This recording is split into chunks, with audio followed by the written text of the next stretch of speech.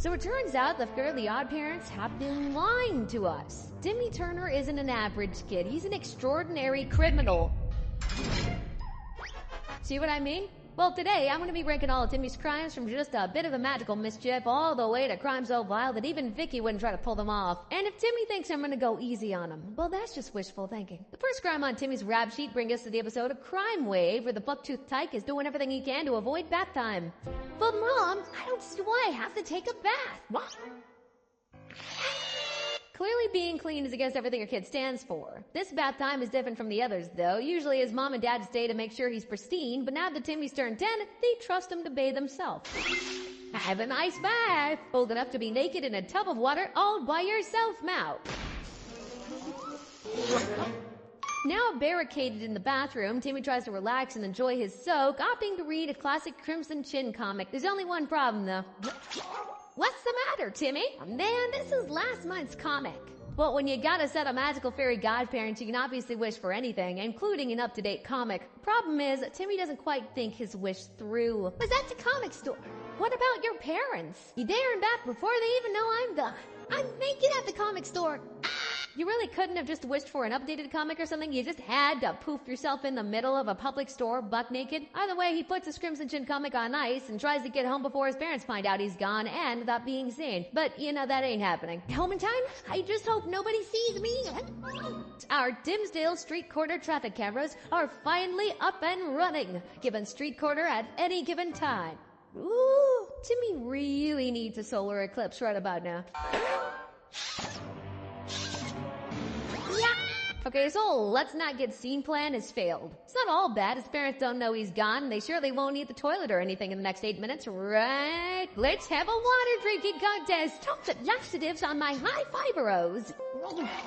Timmy's naked tour takes him to the Dimsdale Museum, where he knows a shortcut that'll get him home in no time.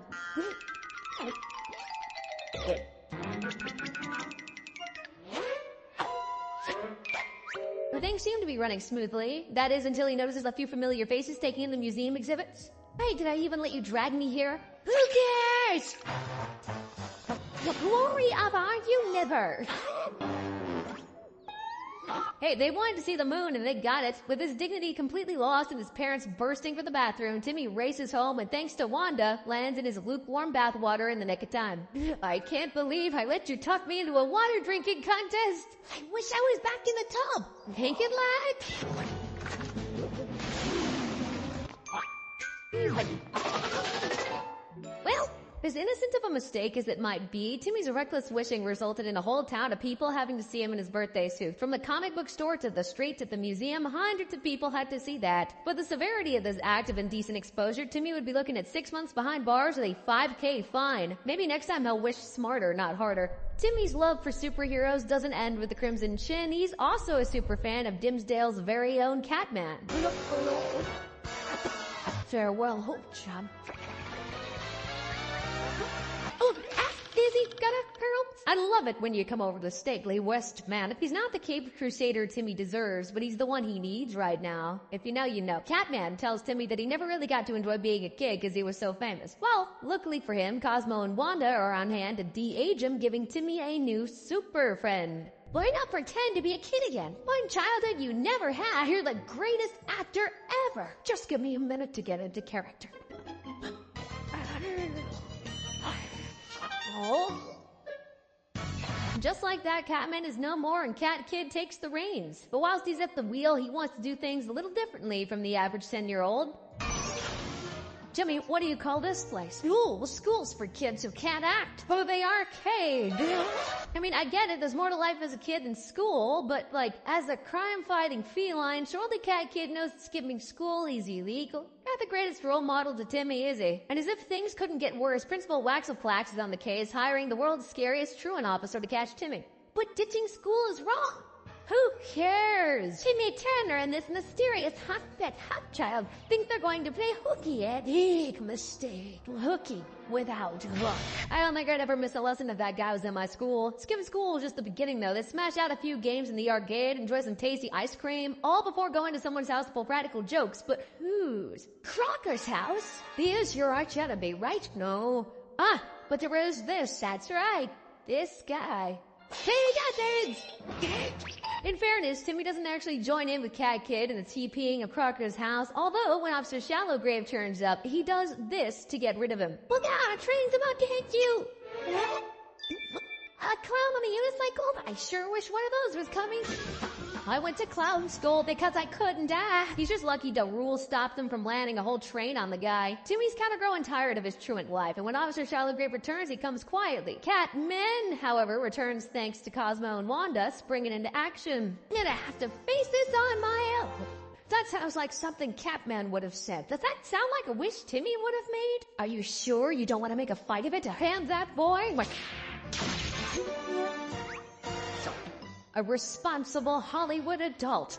Thanks to Catman, Timmy managed to escape trouble from the school and Shallowgrave, but I will not be as lenient. This wasn't just a case of harmlessly playing hooky. He trespassed on and allowed Cat Kid to vandalize Crocker's house, and there's grounds for a small assault charge for the clown incident. Being realistic though, Timmy's truancy is the main law broken here, and all the other misdemeanors would likely be filed under one criminal mischief charge. So for that, the little terror could easily expect 9 months of prison time with fines in excess of $2,000. After all, taking down all that TP wouldn't be cheap. Believe it or not, the next crime on our list is actually child abuse. I know what you're thinking. Timmy's 10. How could he be found guilty of child abuse when he's a child? Well, in the episode The Switch Glitch, Timmy is sick of Vicky's constant attitude and wishes that he becomes her babysitter for a change. Be Vicky's babysitter. Maybe I don't know where this is going. Hey, what happened? The thing looks bigger. Hi, Vicky. On one hand, you totally understand where Timmy's coming from, but does he really need to force her to do things like mowing the lawn with a plunger? Yeah, you heard me. I don't... Knock yourself out. Oh, my bad. And a mop. Oh, that'll make things so much easier. When Vicky obviously complains that her task is too tough, Timmy goes one step further. We wouldn't let your mom in to hear this, would we? School for my mom's purse. Steal from my mom's purse. Come on, that's basically blackmail. There's one to give her a taste of her own medicine, and then there's whatever this is. It's gonna help Vicky water the plants? Something like that. Even Timmy thinks he's crossed the line and should apologize, but as he goes to say sorry, he remembers just how evil Vicky once was to him, so he continues being a jerk. Way to go, Timmy. You've had enough revenge for one day. I wanted to say I'm sorry. Really? Well, you see, there's this little thing in the universe known as karma. And because of Timmy's relentless bullying of a 5-year-old girl, she's in need of some friends. Or should I say, godparents. Reaffirmment orders for Wanda and Cosmo. She's Wanda and Cosmo's little kid who needs your help. What? Who's the sad little kid? Her. With the power of Timmy's fairies by her side, Vicky has her own score to settle with him. Wish you had pimples. Look like up here.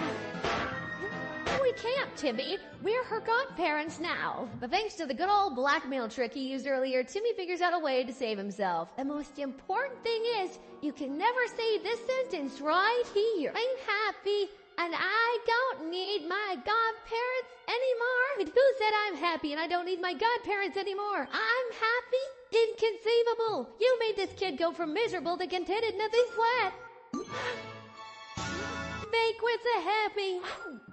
And just like that, everything is pretty much the way it was. But seriously, joking aside, what Timmy put young Vicky through in this episode is genuinely nothing short of child abuse. He'd be one lucky pink-hatted punk to get away with anything less than 18 months inside for this. He may be the first ever kid to have ever gotten to parenting classes, though. The next crime on Timmy's charge sheet brings us to the episode The End of the Universe, the T, where Dark Laser, who's basically just Darth Vader from Wish, well, he's trying to recruit Timmy so he can destroy the Earth once and for all. Hello, offer your son, who I can't seem to destroy, a scholarship to our university. Get that, Mom and Dad! We beat again, Timmy Turner. They're not even trying to hide the Star Wars stuff, are they? Timmy's parents jump for joy at the idea of him getting some free education, so send him up into space where Dark Laser has a proposition for him. The 24-hour dark power trial run. Whose powers ever? Just return the suit, and I will never attack the Earth again. Timmy decides that taking up Dark Laser on his offer of free magic and no rules is a win-win situation. So he takes the evil suit and goes about his business on Earth, but it's not long before the dark magic starts to take its hold. That is one cool power. Yeah, smashing Francis into a locker's cool and all. I get it, he's a bully. But did you really need to let this happen too? After destroying Francis to Kingdom Come, Timmy moves on to Mr. Crocker. You give you this ribbon? It really does. It hurts even more. Sure, Francis and Crocker are terrible people. You could maybe excuse what Timmy does to them. But what he does next to Trixie, though, you literally can't excuse. Can I sit next to you?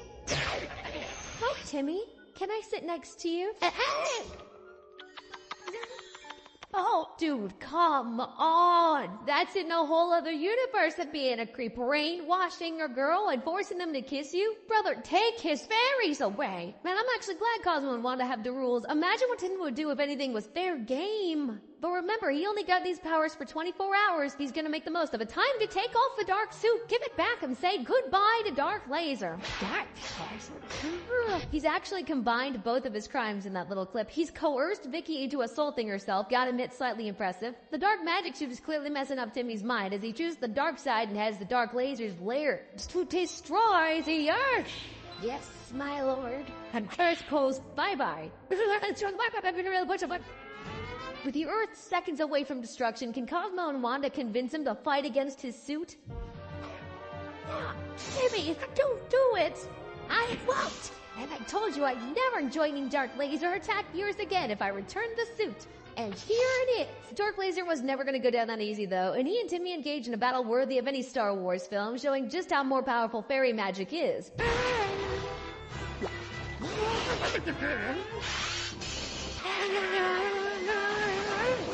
Can't save your world, right, Flipsy? Where's the laser? Was in reverse.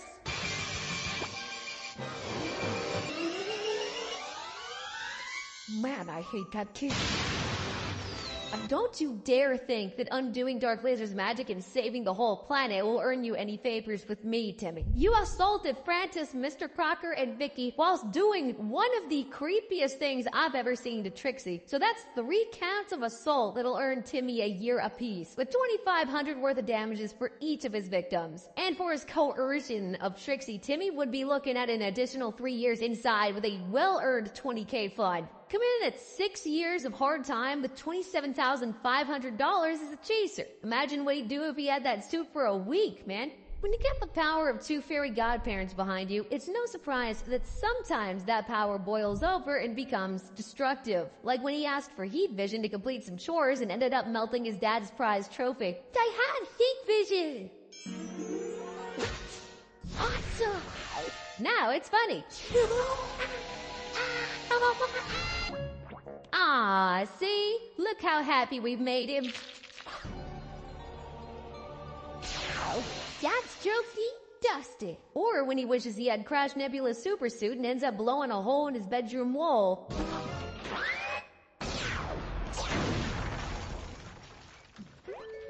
In the episode Homewrecker, though, Timmy takes his vandalism to the next level when he's tasked with cleaning Vicky's home. He starts by sending a tornado tearing through her kitchen. Step 1. Kitchen tornado, please.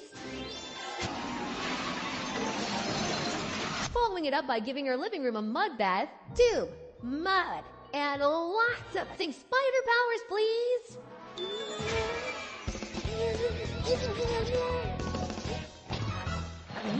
Who knew Vicky was into fine art? Well, let's hope she's into slime, too.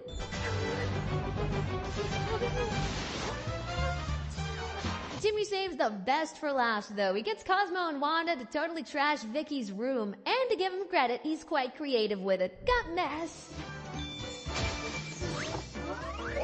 Interview typhoon. Stir toaster.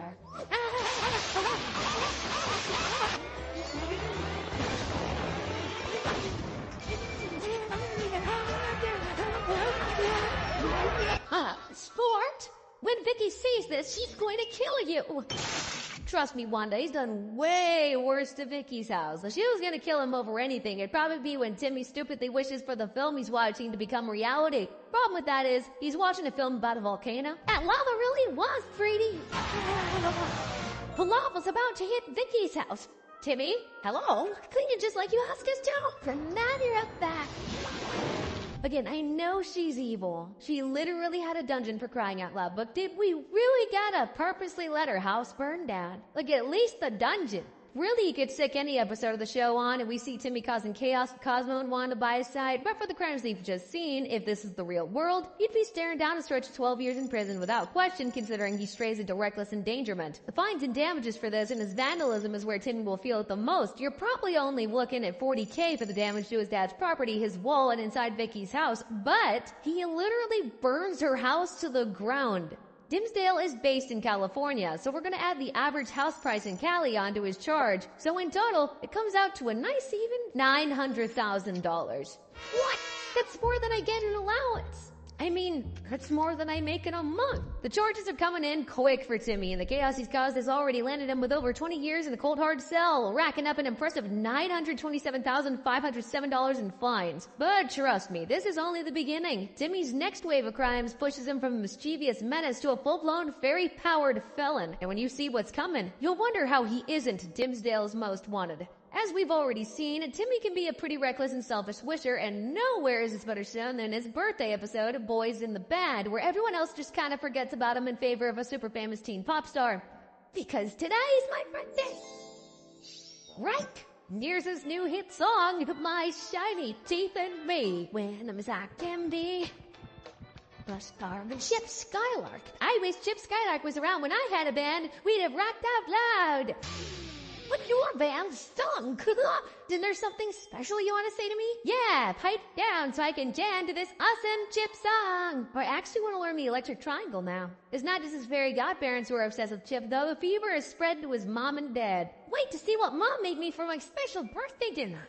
Tonight's the night of the Chip Skylark concert. And maybe he'll call us and offer to be your big brother. You guys are going to the concert? Open your eyes, son. That teen's delicious. I'm just gonna pretend like I didn't hear that last bit from Timmy's dad. Maybe we should make a video on him. To make matters worse for the birthday boy, whilst his mom and dad are away, Vicky will be looking after him whilst watching Chip's concert. Good gosh, son. We have a special surprise for you. Hello, Mr. and Mrs. Turner. Hello, kid who's not Chip Skylark. There's extra money in there so you kids can watch the concert on pay-per-view. Chip, you betcha. And we're mere hours away from the live broadcast of the big Chip Skylark. If I don't view, then someone's gotta pay.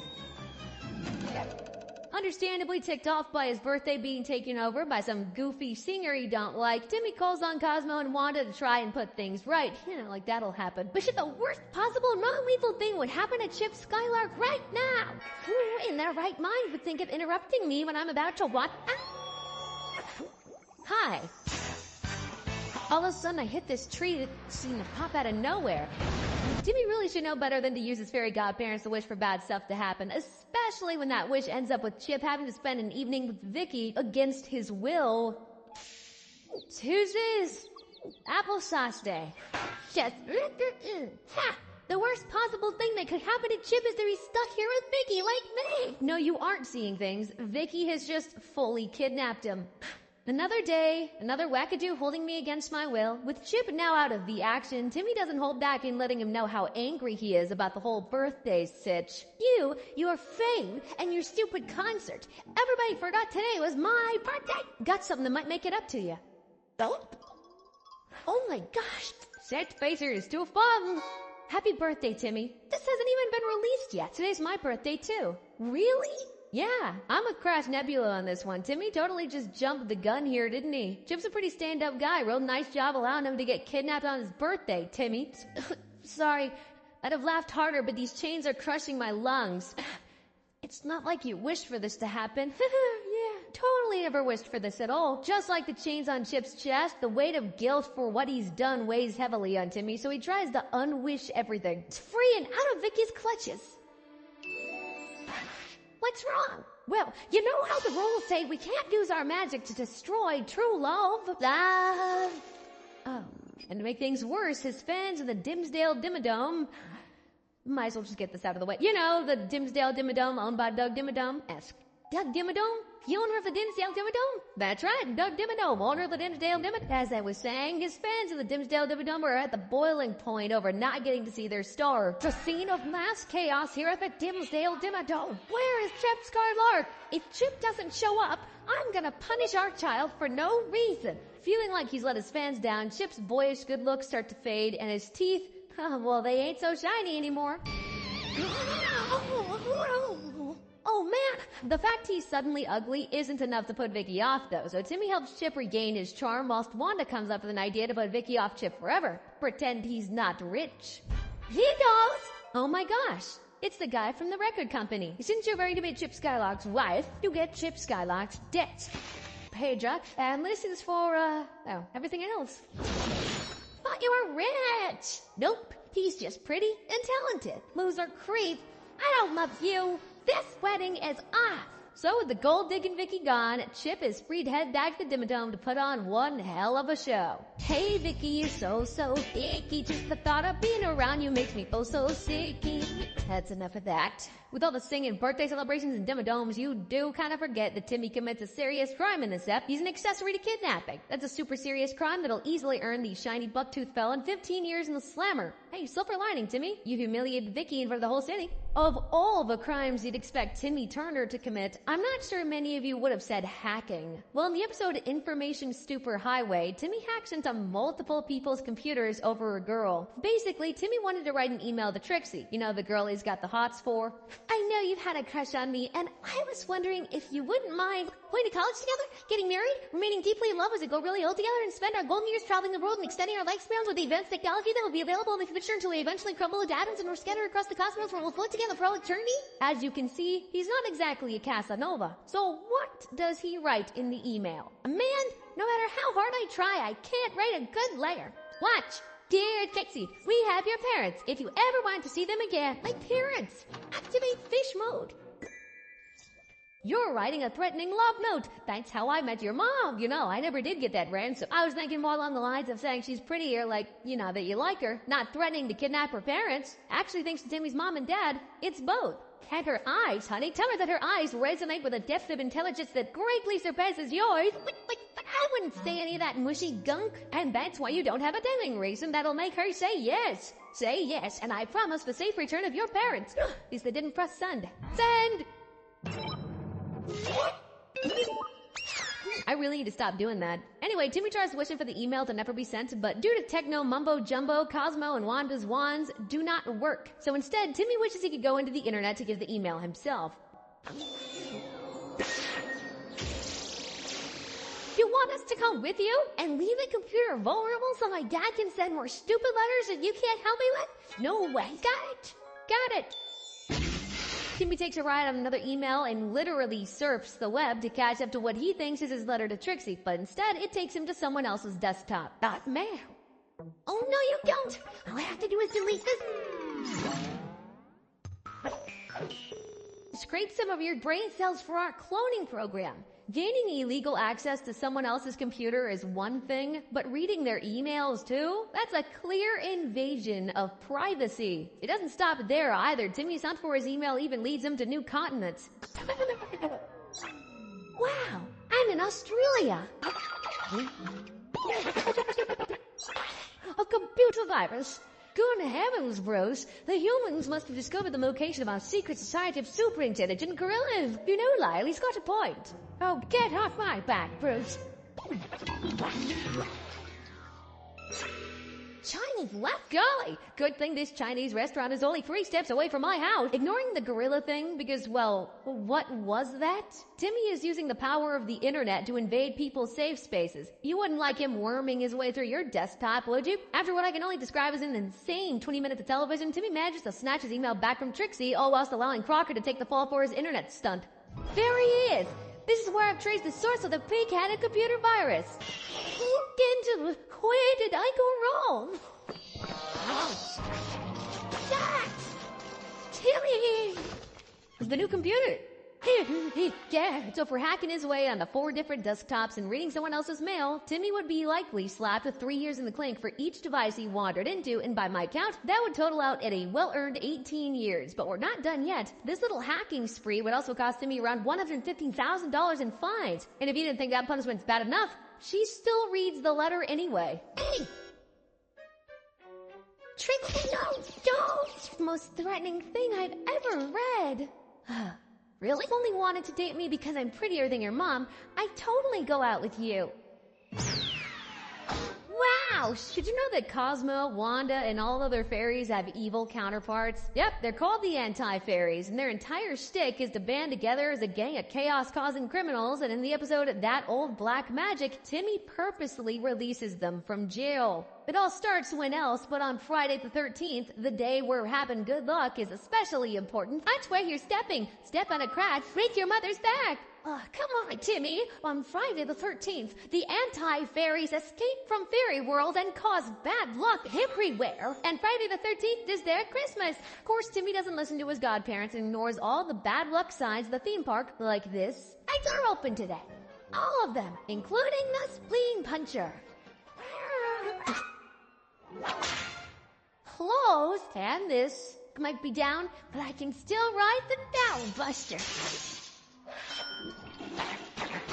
Something tells me Timmy's getting a little salty. Tasty salt here. Take it and fun it on stuff. So, they're sure getting a lot of it. I don't believe in luck, but I do subscribe to the theory of horribly inconvenient coincidences. I'm gonna stay positive. New theory. I'm having that fun. Finally! It only took the entire amusement park to collapse before he admits it. His luck stinks. So much so that he wishes for better luck, but as that is anti-fairy magic, Cosmo and Wanda can't do jack. So instead they take him to Fairy World to meet the anti-fairies face to face. I'll be there!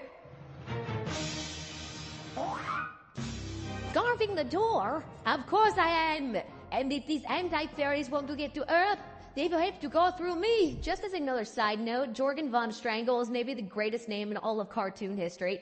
With that being said, he doesn't let Timmy into the anti-fairy world, so Timmy wishes them to Earth. No one is allowed in anti-fairy world. Then I wish they were all out here. Why won't they stop? Actually, Timothy, why should we? Anti-fairy Cosmo. I'm not an idiot in any manner whatsoever. I'm incredibly stupid and eat with my freaks. Now on Earth, the anti-fairies wreak havoc, spreading their bad luck like wildfire. Bad luck? Amok. Yeah, that's being the Eiffel Tower soft guy is much better than the last job I had. All right here in the greatest country on Earth. Bad luck runs rampant. To save the world from destroying itself with severe bad luck, Timmy decides all he can do is lure the anti-fairies back to their luckless lair by giving himself bad luck. Unlucky. The more bad luck I cause, the more anti-fairies will have to come here. Me.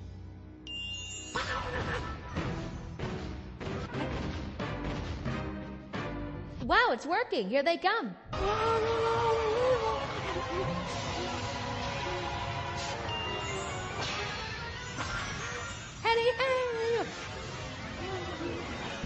With the anti-fairies now back in Fairy World, there's only one man who can lock them away for good. So many anti-bones, so little time.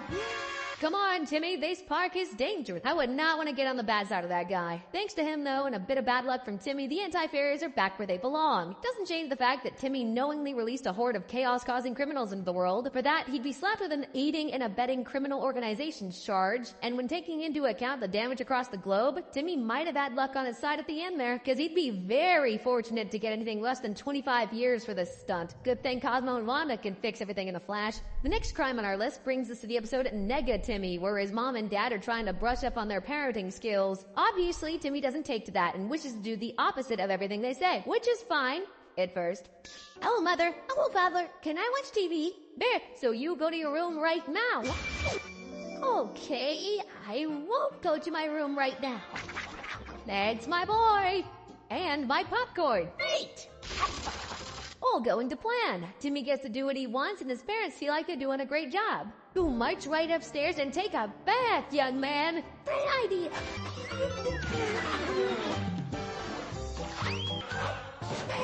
I was here first. Good son. Oh, I'm so proud of his scent. What is it with this kid and dirt? He must have been a worm in a past life or something. Thinking he's got this opposite stuff down, Timmy heads for school. Well, I guess I better go catch the bus. Unless you want to tell me something, he'll pretend to be sick and stay home playing video games and eating cheesy pretzels.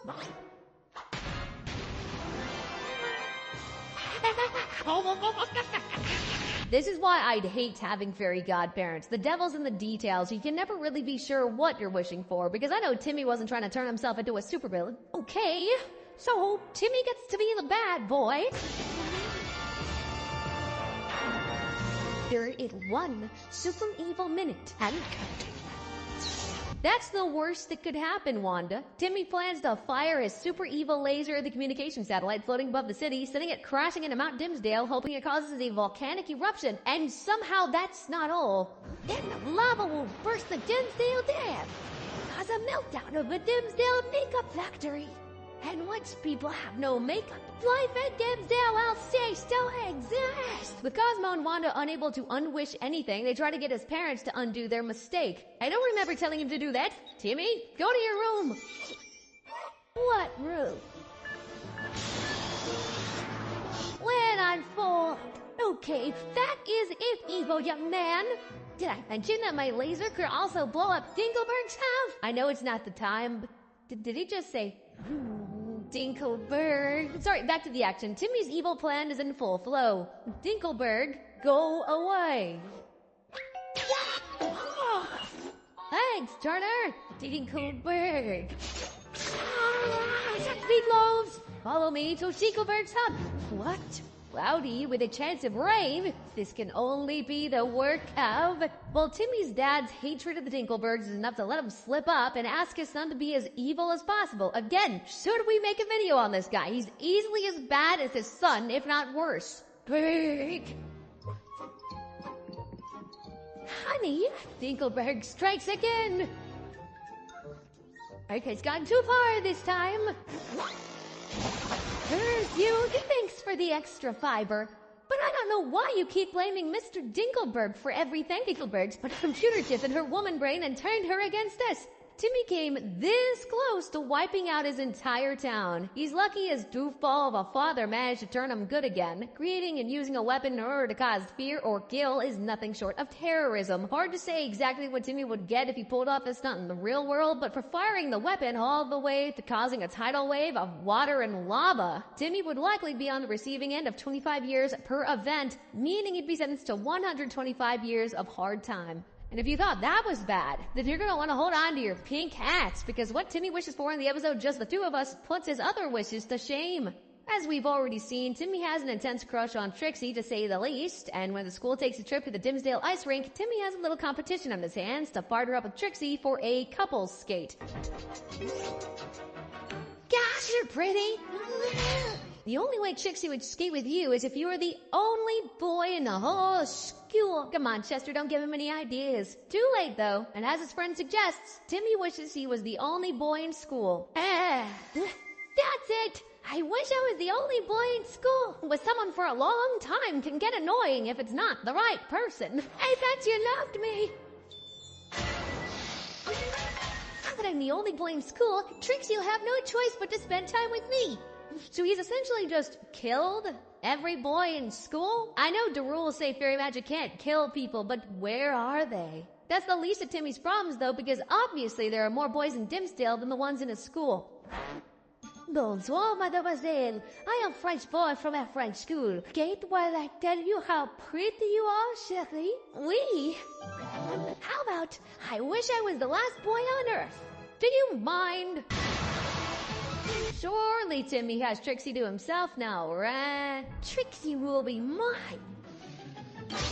As you can see from my gelatinous body and many waving tentacles, shall we slide around on this bed of frozen liquid that is somehow clearly amusing to you Earth people? Good old Mark Chang stepping in to steal Timmy's girl. Guess I need to be more specific with this wish malarkey. See, and I were the only two humans and or intelligent life forms on Earth besides my fairy godparents. I could be specific too. About some things. That's right. To get his girl, Timmy wipes out life on Earth. And women say men are afraid of commitment. Things soon begin to backfire for him, though. Trixie is used to a certain level of attention. Attention that one boy just cannot give. Jesus,